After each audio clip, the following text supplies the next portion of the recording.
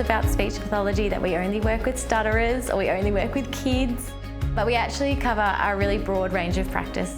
The social work role is to provide care to patients and their families and offer resources that are available at the state and federal levels to both staff and patient families. I'm a podiatrist, so anything basically below the knee and your feet we're the experts. I do the jobs that the dietitians or the health promotion officers want me to do. Basically, you're just there to make their professional day-to-day life a lot easier. A typical day as an EP would involve working with some exercise with some patients, writing a lot of patient notes after each consultation, and planning your next day. OTs work with people all ages, basically help people to be as independent as they can and get back to doing what they enjoy doing. So for example, in our prematurity clinic, which OT are involved with as well as physio and speech pathology, we've checked that kids are meeting their milestones, particularly if they're born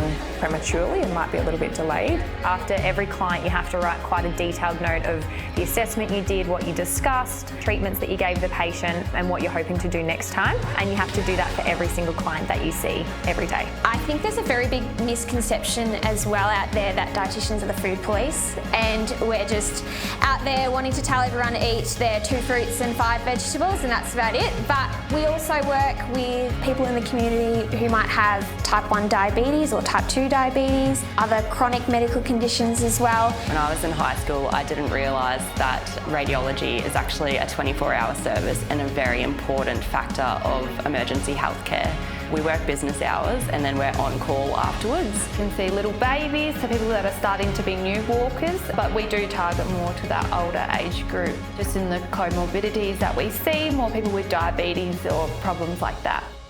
Training to be an EP is usually university standard qualification. So for some courses you need to do some science-based subjects. Usually English is necessary for all of the courses. In Victoria, you actually can't do a Bachelor of Dietetics. You need to do a health science or a nutrition degree to get into a Master of Dietetics. We've got girls that have gone to all different universities. We've got ACU, La Trobe, Melbourne Uni and Charles Sturt in Albury-Wodonga. So there's lots of options available.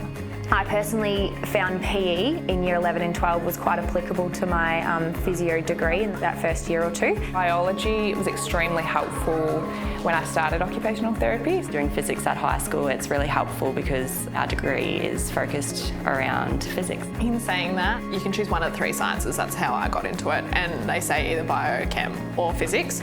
Physics does help in every day-to-day work, but I didn't do it. I just caught up with it at uni. It's not a big deal.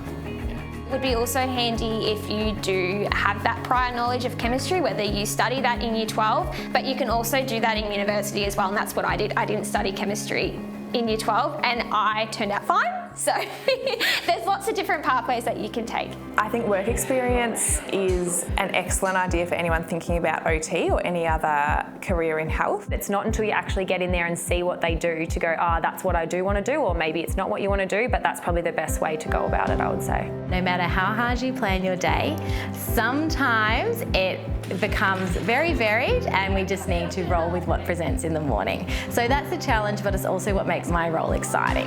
You don't know what you're walking into each day, and we don't have specialist dietitians here as well, so you've worked with a lot of different medical conditions, so you kind of have to think on your feet sometimes and do some quick research before you see someone. To be a good physio, you want to be able to be a really good communicator. Be confident in yourself. I think you need to have an outgoing personality, and I think you need to love talking to people. So much of what we do is talking about talking, and now that's quite a skill. You also have to be really good with time management, and a bit of common sense also helps.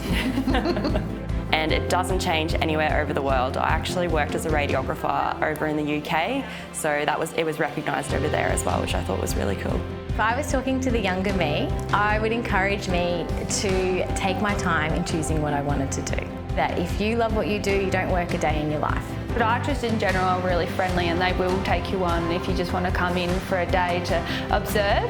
Having that extra time out of high school to figure out what I wanted to do and have some other work experience in hospitality actually gave me more life experience, which helped me during my studies and with my people skills as well. Don't plan your life around what's happening there and then. Don't necessarily take your high school boyfriend to uni with you, and don't nearly change your whole career path for a guy. I would definitely tell myself that you can do it. I didn't think I was clever enough to do radiography, and I persisted and I knuckled down. So don't tell yourself that you can't do it, because you can. There's a lot of opportunities to get into different things at the moment. So definitely look at all the other ways to go around it. What you want to do, you can do it.